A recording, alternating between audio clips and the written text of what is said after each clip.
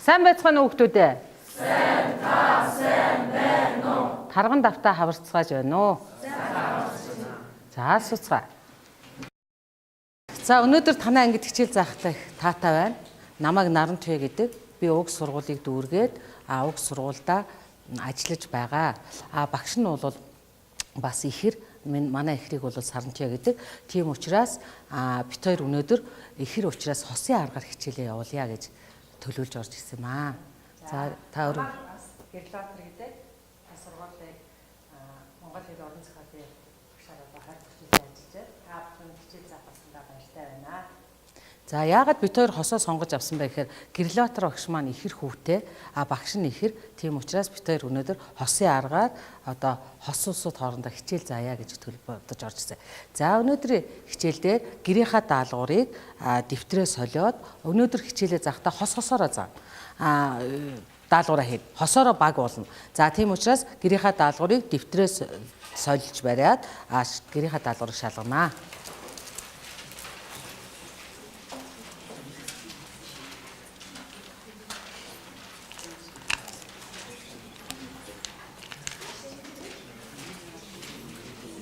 За нэмсгэлээ явууч. За та нар дүгнэхдээ гэрийнхаа даалгаврыг бүрэн хийсэн хүүхдүүд инээмсэглэл талын хийсэн хүүхдүүдэд бол голын инээмсэглэл огт хийгээгүй хүүхдийн нь бол сүүлийн дүрийг бол бичнэ, тэмдэглэнэ. За тэргээр нь багш нь хүүхдүүдэд тооцож үнэлэх юм байна.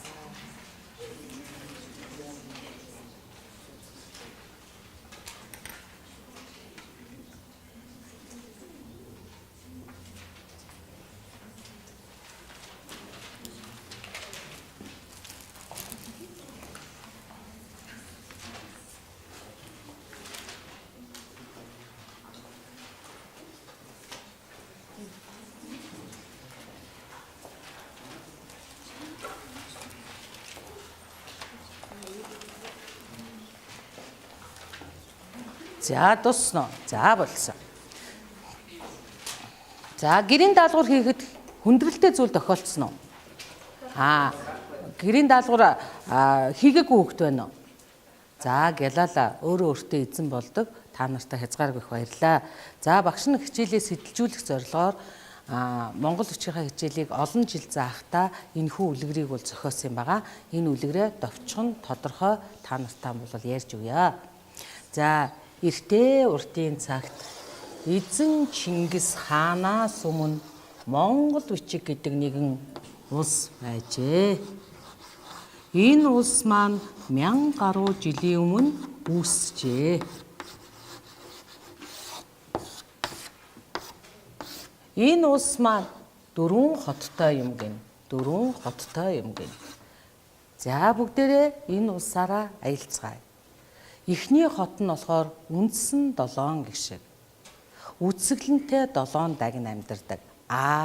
И, О, Ө гэсэн үсгэлэнтэй 7 дагин амьдардаг. Энэ 7 дагин маань өглөө, өдөр, орой байнга хувцас олж өмсдөг гинэ.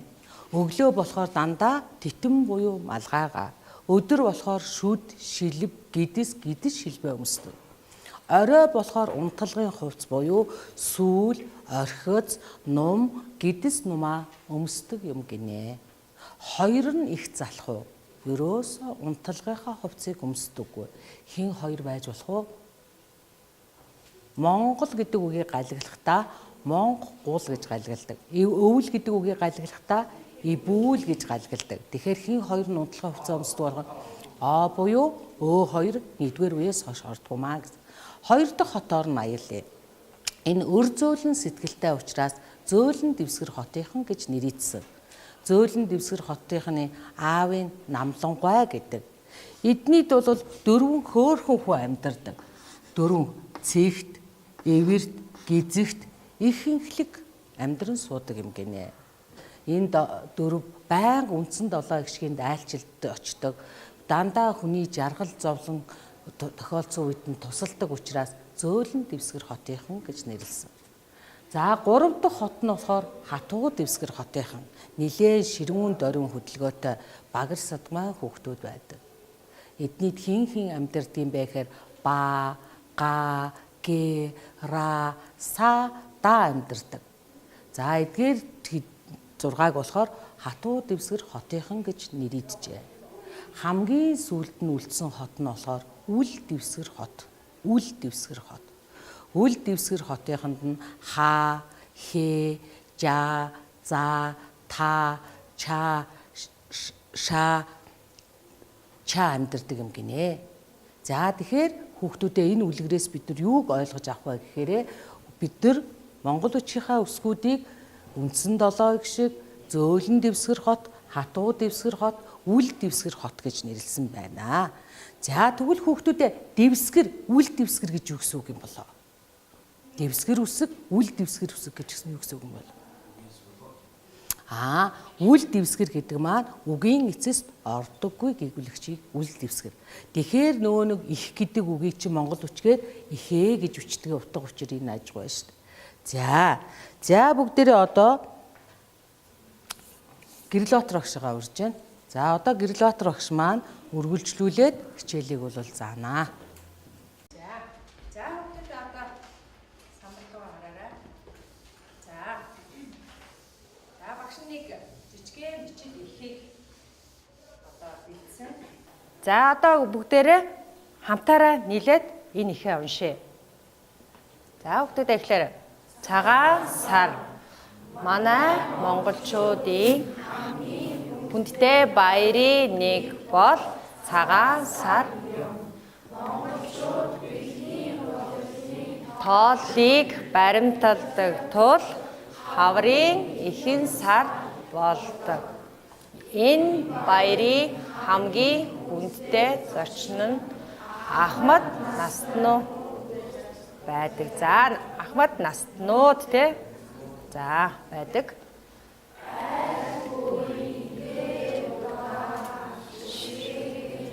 Дүүргэн засаж Ахмад хүмүүстэйгээ залгацгаадаг.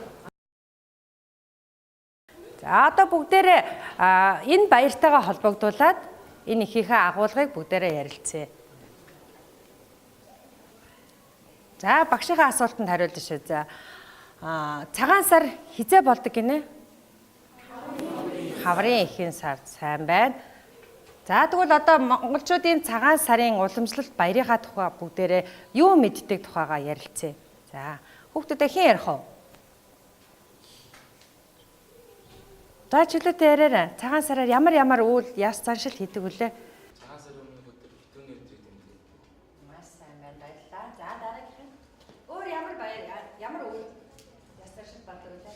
Цагаан сараар болохоор хамаатан садан, хамаат бистан, удаан хугацааны хүмүүстэй ярилцдаг. Нэг төрлийн уран садны баяр. Маш сайн байна. За. Шоудээ. Цагаан сарын шинийн нэг өглөө хүмүүс өөрөө гаргадаг. Ямар учраас гаргадаг юм болоо? Энэ жилдээ сайн Дараа жилийнхаа одоо зан үйлийг эхлүүлэх гэх юм уу?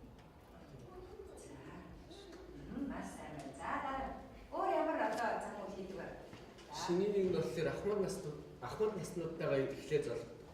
Маш сайн байна. За тэгвэл цагаан сараар дээл үндэсний хавцыг үздэг. за үндэсний хавцыг үүсгэх.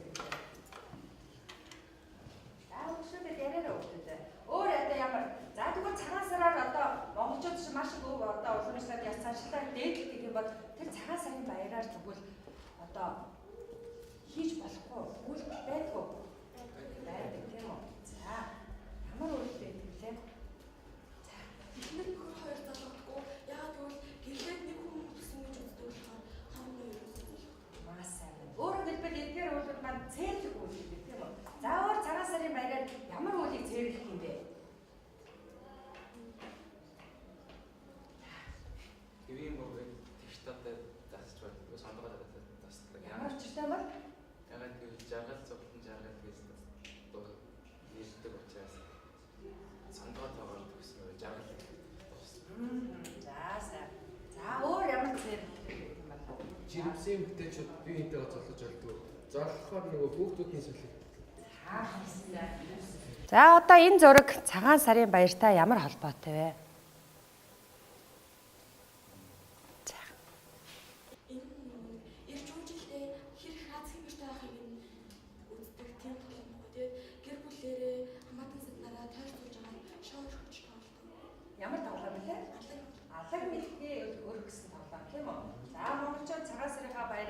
одоо энэ тоглоомыг тоглодог. За тийм ч учраас өнөөдөр багш та нар сайн ажилласан байгаа те ширээ дээр чи шагаар тавьж байна. За өнөөдрийн хичээл бас идэвхтэй оролцож байгаа хүмүүстээ шагаагаар уншуулж байгаа шүү. За одоо бидний дараагийн гүйцэтгэх даалгавар маань за ширээн дээр чинь байгаа энэ ихээсээ бүгдээрээ үйл үгийг нь олоод ард нь тэмдэглэдэг хүүхдүүдээ. За маш хурдан.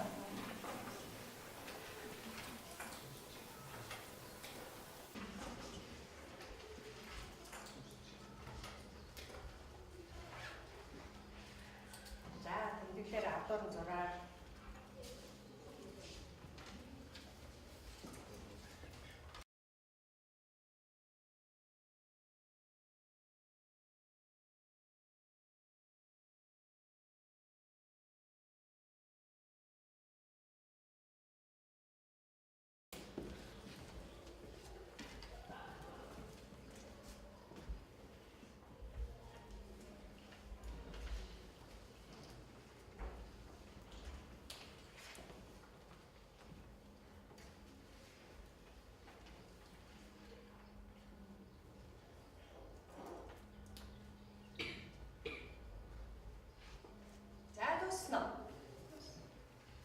За бүгдээрээ ямар үйл өгнүүд байна. За бүгдээрээ цуг уншъя. Баримталдаг. Дүүргэн. Маш сайн байна. За тэгвэл саяын төлсөн өгнүүдээ хин самбар дээр бичих вэ? За эхнээс нь гараа самбар дээр бичээрэй.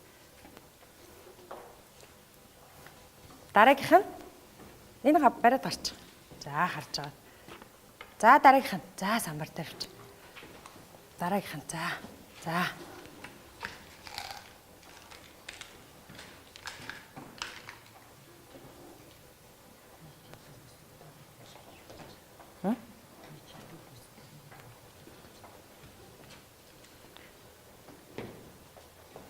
За сайн байна.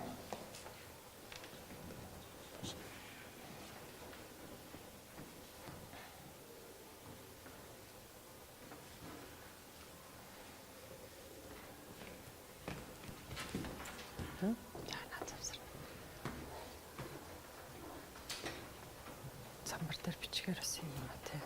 Янз янз бичээ зүгээр.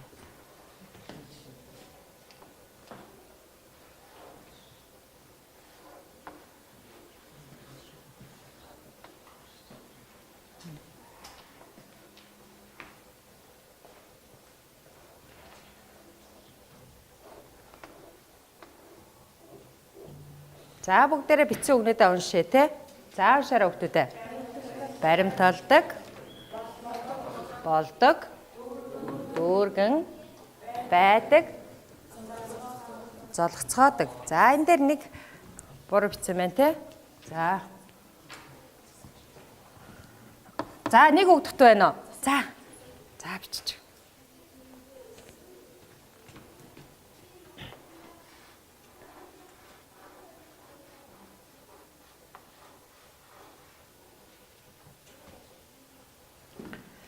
Засаж тий энэ дээр буруу бичсэн байна тий. За энэ алдаага дараа нь засаж хараарай. За тэгэхээр байдлын дагаврыг самбар дээр багш нь ингээд байрлуулчихсан. За энэ нөгөө нэг их шиг өгөөд амьлуулад өөрөөр хэлбэл үг бүтээчихсэн байна тий. За уншаарай бүгдээрээ. За юу вэ? Байдлын дагавар. За ямар дагавар байдгийг эргэн санаарай. Знаа, цагаа, чих, эсхий. Хүүхдүүдээ одоо хичээлийн маань 2 дугаар даалгавар. Дүүр, зас гэсэн үйл үндсүүдийг байдлын дагавраар хувирган бичнэ. Хувирган бичгийнхаа өмнө багш руугаа анхаарлаа чигнүүлнэ. За кирилл бичигт эдгээр дагаврууд маань 4 хувилбартай байж байдаг. Тэгвэл монгол бичигт хэдэн хувилбартай байж болох вэ? За монгол бичигт нөхцлүүд хэдэн хувилбартай байдгийг, дагаврууд хэдэн хувилбартай байдгийг? 2 хувилбартай байдаг. Ийм гэсэн хувилбартай байдаг, тийм үү? За тэгвэл одоо багш нь энэхүү 2 үгийг самбарт бичгээр та нар энэ дээр байгаа байдлын дагавруудыг байрлуулна. За дүүр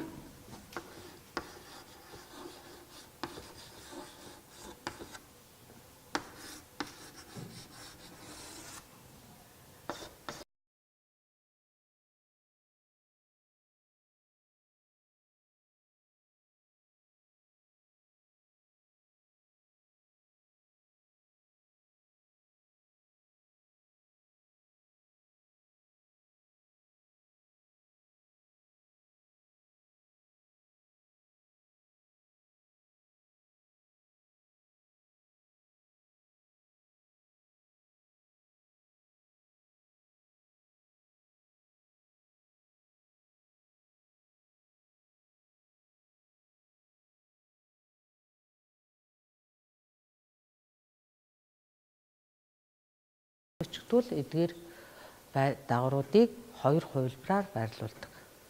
Хоёр хувилбар байдаг. За самбарт.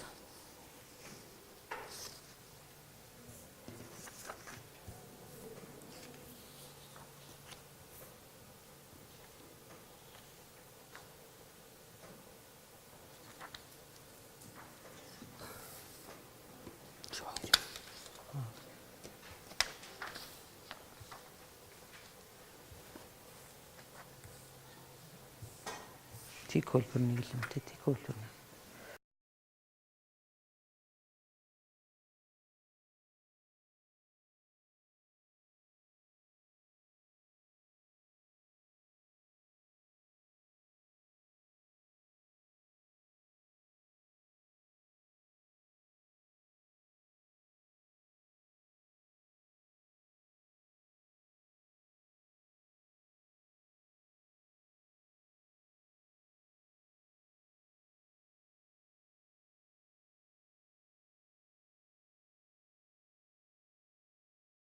Дүүрүү засуу. За засаг. За дүүр гэдэг үгийг хувирга. За дараагийн нөхдөд.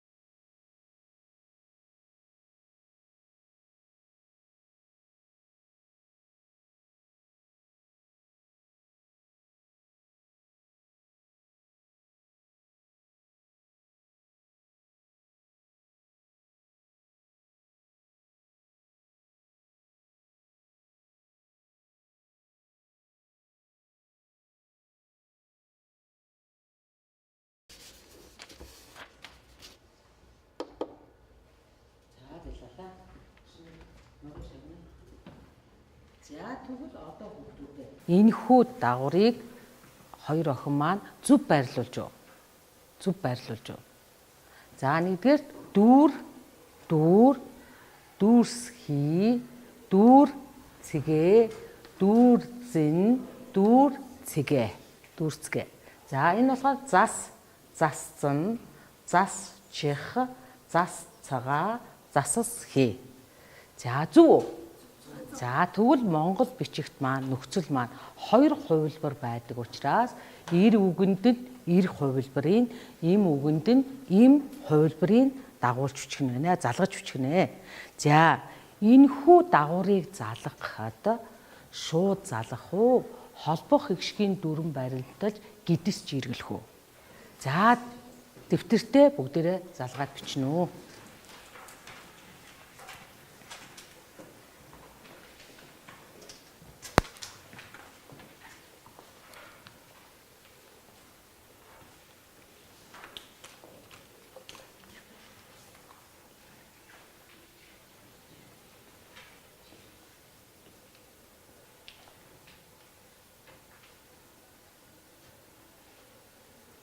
Маш сайн. Сайхан бичиж чинь. Ирмэ яга бичихгүй. Гарахгүй юм үзэж.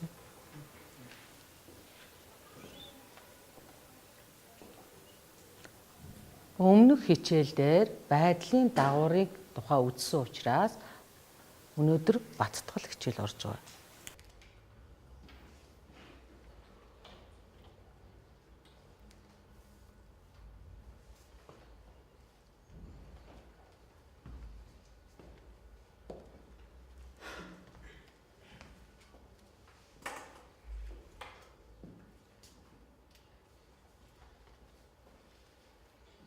За Баттутгал хичээл дээрээ хэдүүлээ дүүр зас гэсэн хоёр үгэнд эдгээр дагаврыг залгахад холбох хэгшгийн дүрэн баримталж гидс жиргэлхүү шууд бичхүү гэдгээ бодож санаж бичих ёстой.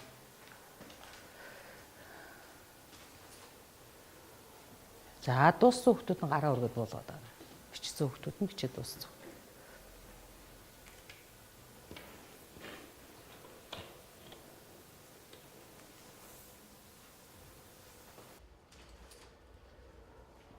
За дууссан хүмүүс нь гараа өргөд буулгаад байгаа. Бичсэн хүмүүс нь бичээд дууссан.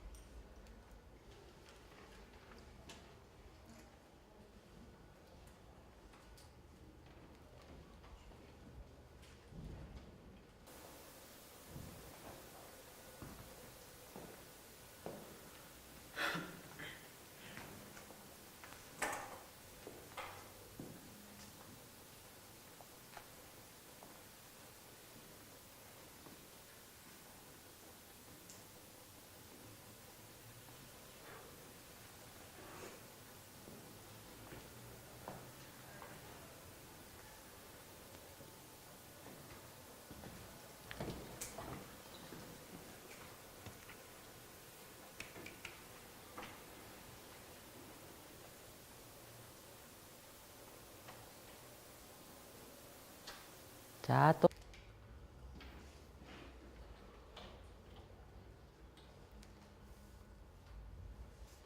дууссан хүмүүс нь гараа өргөө уулгаарай.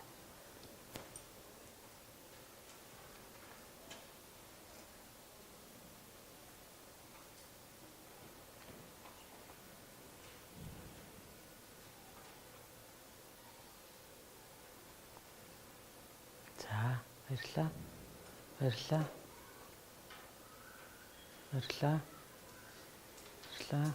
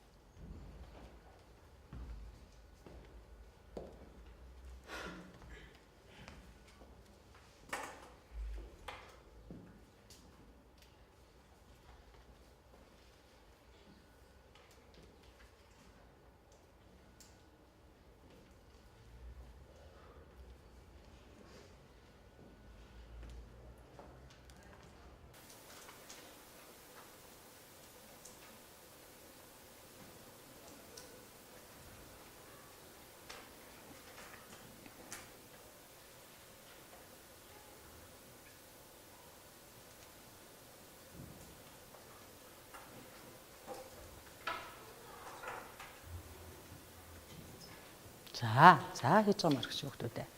За надаас суудлаасаа Эрдэнэцэд дүүрсхий гэж үчихэд шууд үтсэн үү, гидсж иргэлсэн үү?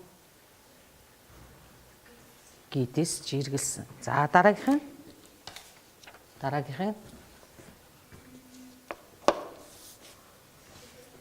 чих. За нэг бичгэд шууд бичсэн. Зам шууд бичсэн. Цэгээ шууд бичсэн. Маш сайн.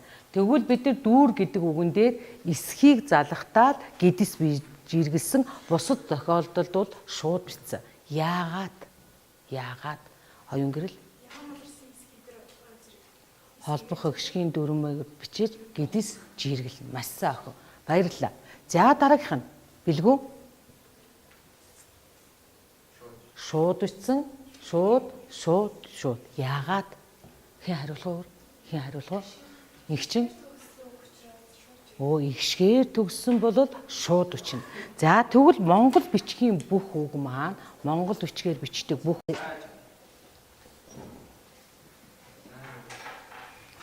За бид нар өмнөх хичээлдэр байдлын дагаврыг үзснийг өнөөдөр багш нь баттгаж байна. Тэгэхээр байдлын дагаварт маань изна, цагаа, чих, эсхий гэсэн дагаврууд маань ордог юм байна. Монгол бичгт болохоор им гэсэн хоёр хувилбараар үгэндээ холбох хэгшгийнхаа дүрмийг баримталж залгаж бичдэг байх нэ. За тэгвэл бидний өнөөдрийн хичээлийн хамгийн гол зорилго маань энд байна. За бүгдээрээ хичээлийнхаа зорилгыг хамтаараа чангаар уншвал 3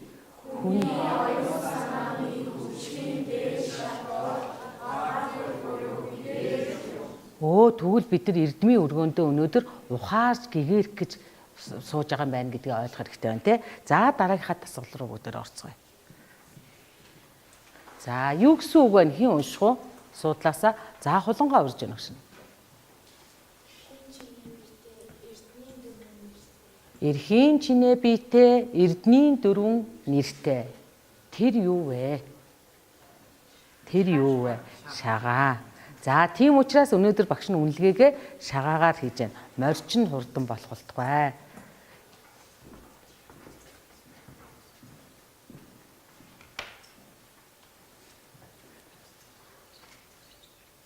За шагаа. За энэхүү хоёр мөрт маань уран зохиолын ямар төрөлд багтах вэ? Онцлог байна тийм ээ. За онцлог чи уран зохиолын ямар төрөлд багтах вэ? Монгол ардын аман зохиол нэг төрөл.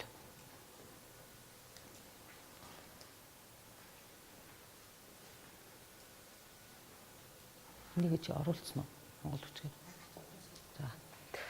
За өнөөдөр бид нар хосын аргаар хосоороо баг болж байгаа учраас бичид дуусчаад дэвтрээ хоорондоо солиод багшийн самбарт бичсэнтэй өөрийнхөө алдааг олноо.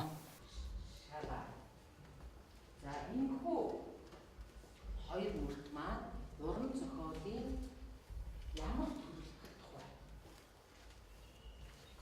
Онцлог байна тийм ээ. За онцлог чи уран зохиолын ямар төрөл багтах вэ? Монгол ардын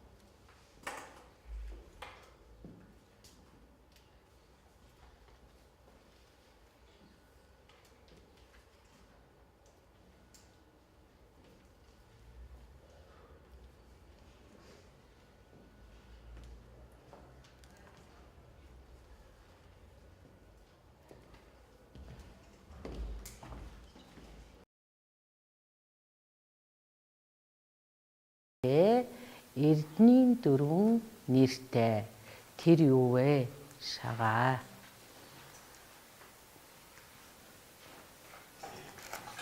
Монгол бичигт нэг үгийг нөгөө үгээс нь заавал дүрсээр ялгаж бичдэг.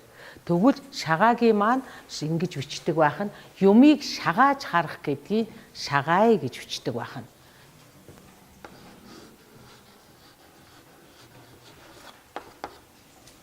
За зүг байна уу? Зассан хүүхдүүд ээ. За баярлалаа. Алдаагүй ийдсэн хүүхдүүд нь гараа өргөдөө. За гялалаа эдгээр хүүхдүүдийн маань морио шагнараа гэрэл отрогш. За өнөөдрийн хичээлээс асуух зүйл байна уу хүүхдүүд ээ? Асуух зүйл байна уу? За тэгвэл багш нь гэрийнхаа даалгавар өгье. Гэрийн даалгаварт. Гэрийн даалгаварт. За цагаан сар гэсэн энэ бичвэрүүдийг тараагаад өчгсөн байгаа. Энэ бичвэрээ алдаагүй зөв сайхан дэвтэртээ бичнэ. За бичиж дараа алдаагүй зөв сайхан дэвтэртээ бичиж ирнэ. Яг энэ багшийнхаа дуурайгаад сайхан бичээрэй.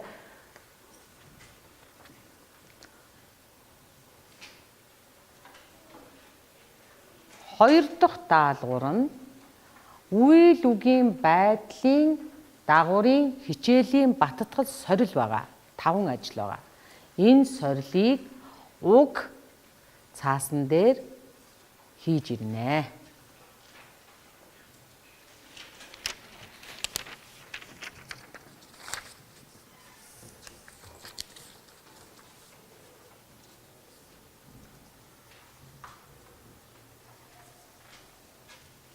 За өнөөдрийнхаа хичээлийг дүгнээд юу ойлгосон талаараа хэн дүгнэж хичээлээ дүгнэж хэлэх үү? За нэг нь багштай хичээлээ дүгнээд хэл. За бэлгүүнийг урьж байна. Чанга яраарай. Байдлын дагаврыг хэрхэн үйл юуг заах цагаан сарын олон зүйл. Мэдээж авлаа гэлээ. За өнөөдрийн хичээлээс асуух зүйл байна уу хүүхдүүд ээ? Асуух зүйл. За тэгвэл өнөөдрийн хичээлд оролцсон 8-ийн Б ангийнхаа хамт олонд хязгааргүй их баярлалаа. Сурлага хөдөлмөрийн өндөр амжилтыг хүсье өрөөё. За гялалаа хүүхдүүд.